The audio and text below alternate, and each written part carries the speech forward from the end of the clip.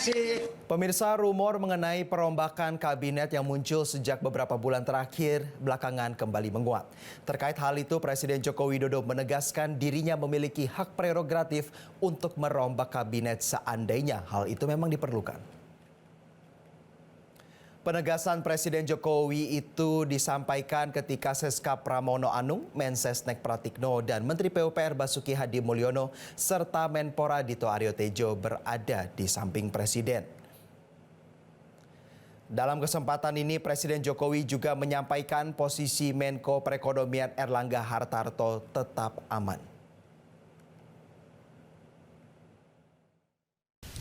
Ya kalau diperlukan.